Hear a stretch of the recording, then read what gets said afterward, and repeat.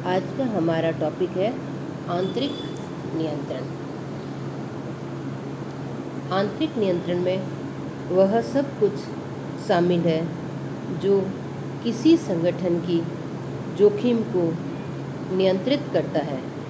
इसका उद्देश्य लेखांकन और रिपोर्टिंग की प्रक्रिया में त्रुटियों को रोकना है।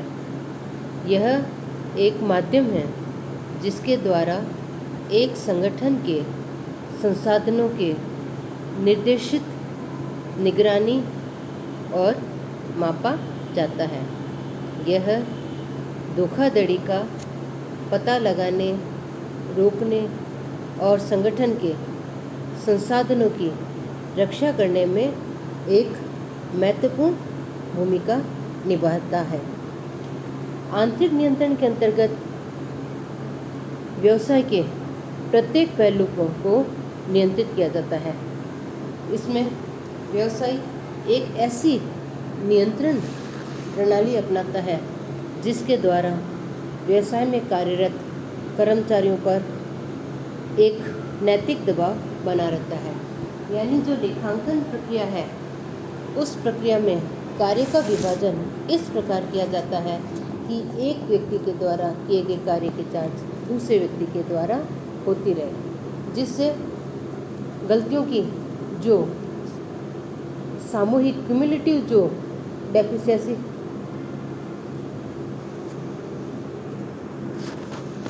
जो क्यूमुलेटिव जो डिपॉजिट होती है वो नहीं हो पाती। यानी गलतियां जहां होती है वहीं तुरंत पकड़ में आ जाती है। इसलिए ये हमारा छल कपट, धोखाधड़ी और गड़बड़ी रोकने का एक महत्वपूर्ण उपाय है।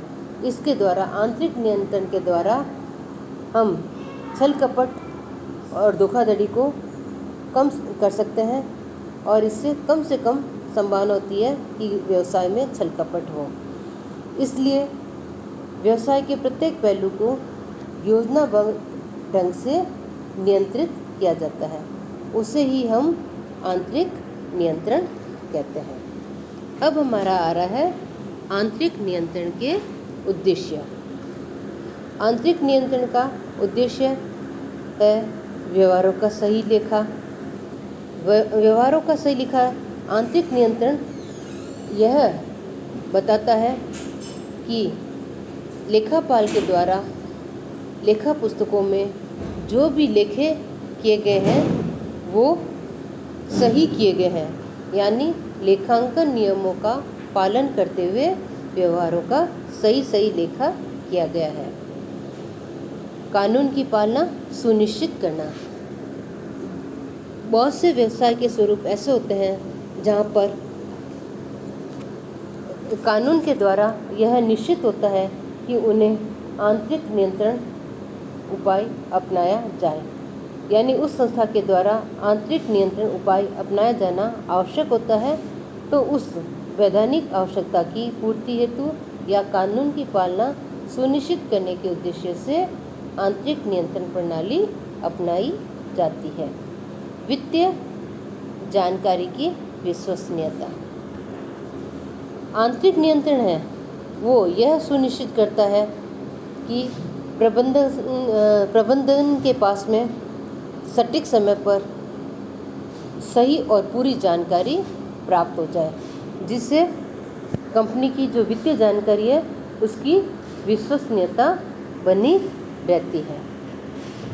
अगला उद्देश्य आ रहा है लक्ष्यों और उद्देश्यों की पूर्ति। लक्ष्य और उद्देश्य की पूर्ति के संदर्भ में आंतरिक नियंत्रण प्रणाली परिचालन लक्ष्यों और उद्देश्यों की उपलब्धि की निगरानी के लिए प्रबंध के लिए एक तंत्र प्रदान करती है।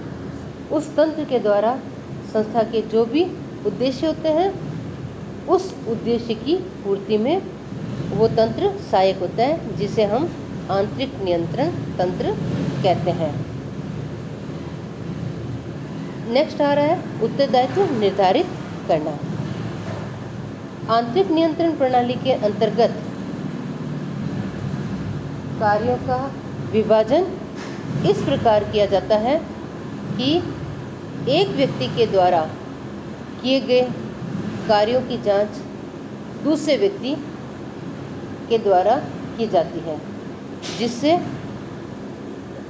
एक व्यक्ति के द्वारा जानबूझकर या अज्ञानवश कोई भी गलती की जाती है या त्रुटि हो जाती है तो वो त्रुटि ऑन द स्पॉट या वहीं पे ही पकड़ में आ जाती है। इस तरह तो जिस व्यक्ति ने ये गलती की है वो ही उसके लिए उत्तरदायी होता है। इसलिए आंतरिक नियंत्रण प्रणाली के द्वारा उत्तरदायित्व निर्धारित करना आसान रहता है। उसके बाद आता है हमारा कुशल और प्रभावी संचालन को बढ़ावा देना। आंतरिक नियंत्रण का उद्देश्य यह भी होता है कि वो सामग्री, श्रम, प्लांट, पूंजी और भी जो उत्पादन के साधन हैं उन सभी साधनों को उपयोग में कुशलतापूर्वक लाए, जिससे उनकी छिज्जत या हानि कम से कम हो और व्यवसाय की जो परफॉर्मेंस है, निष्पत्ति है, उसमें सुधार आ सके। नेक्स्ट आ रहा है हमारा गलती व गबन को रोकना। आंतरिक नियंत्रण का मुख्य उद्देश्य यही है कि लेखांकन के समय की जाने वाली गलतियों एवं गबन को रोकना, क्योंकि इसमें हमारी जो प्रक्रिया है वो इस तरह अपनाई जाती है कि लेखांकन के समय ही उनके कार्यों की जांच हो जाती है, जिससे गलती व गबन को तुरंत पकड़ा जा सकता है। गलती और गबन तभी इसमें रह सकता है या पाया जा सकता है जबकि उच्च स्तर पर इसमें मिलीभगत न हो, अन्यथा निम्न स्तर के प्रबंधक के द्वारा यदि कोई गलती व गबन किया जाता है तो वह तुरंत पकड़ में आ जाता है। नेक्स्ट हमारा आता है संपत्तियों की सुरक्षा करना। व्यवसाय में अनेक प्रकार की चल एवं अचल संपत्तियां होती है, तो उन संपत्तियों को सही ढंग से उपयोग में लेना और उनकी सुरक्षा का ध्यान रखना आंतरिक नियंत्रण प्रणाली का हमारा मुख्य उद्देश्य होता है। अब हम आंतरिक नियंत्रण के अंतर्गत इसको दो भागों में बांट सकते हैं, यानी कह सकते हैं कि आंतरिक नियंत्रण के दो भाग होते हैं।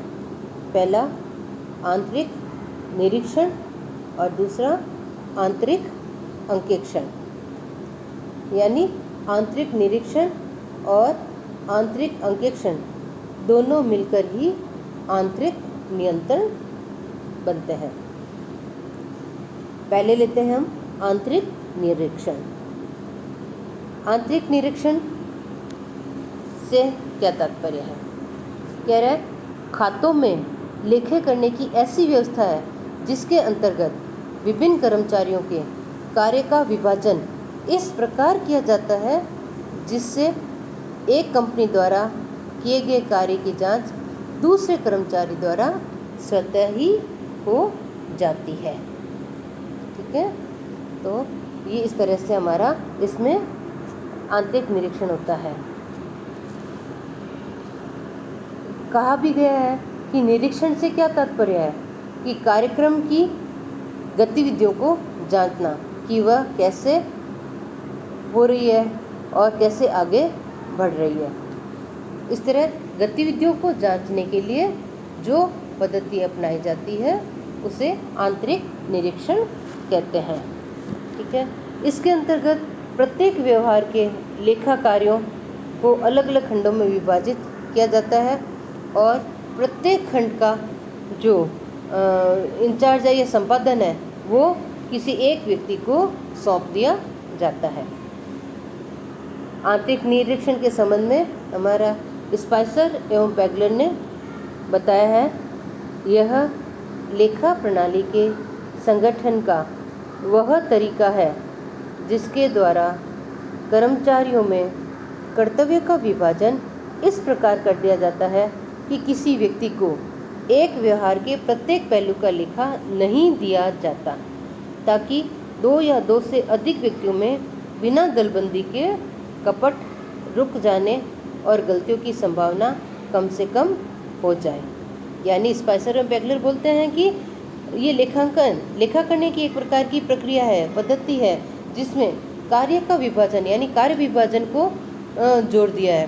कार्य विभाजन इस प्रकार किया जाता है कि किसी एक ही कार्य की संपूर्ण प्रविधियों का लेखा किसी एक व्यक्ति को नहीं दिया जाता, यानी उसके जितने भी पहलू है, जितने भी स्टेप है, उन सभी स्टेपों का लेखा एक ही व्यक्ति के द्वारा न किया जाकर भिन्न भिन्न व्यक्तियों के द्वारा किया जाता है, जिससे क्या होता है, छल कपट नहीं होता।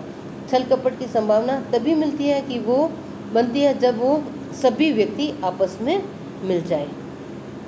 इसी तरह डिपोला के क्या विचार है? डिपोला के अनुसार आंतरिक निरीक्षण एक निरंतर चलने वाला आंतरिक अंकेक्षण है, जो कर्मचारी द्वारा ही किया जाता है, जिसके माध्यम से एक व्यक्ति के कार्य की स्टाफ के ही अन्य व्यक्तियों द्वारा स्वतंत्र रूप से जांच हो सकती है। यानी जो हमारे प्रसिद्ध विद्वान डिपोला है, उन्होंने क्या कहा कि आंतरिक निरीक्षण निरंतर चलने वाली है। यानी ऐसा नहीं कि एक बार निरीक्षण हो गया फिर उसको स्टॉपेज देते हैं, नहीं, जैसे जैसे व्यवसाय चलता रहता है आंतरिक निरीक्षण भी उसके समकालीन चलता रहता है।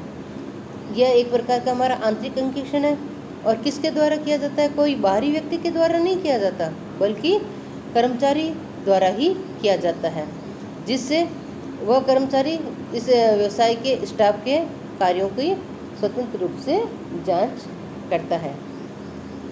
इस प्रकार हम कह सकते हैं कि आंतरिक निरीक्षण व्यवसाय के कार्यों की ऐसी व्यवस्था है जिसके द्वारा कर्मचारियों में कार्य विभाजन इस वैज्ञानिक तरीके से किया जाता है जिससे त्रुटियां या छल कपट न हो।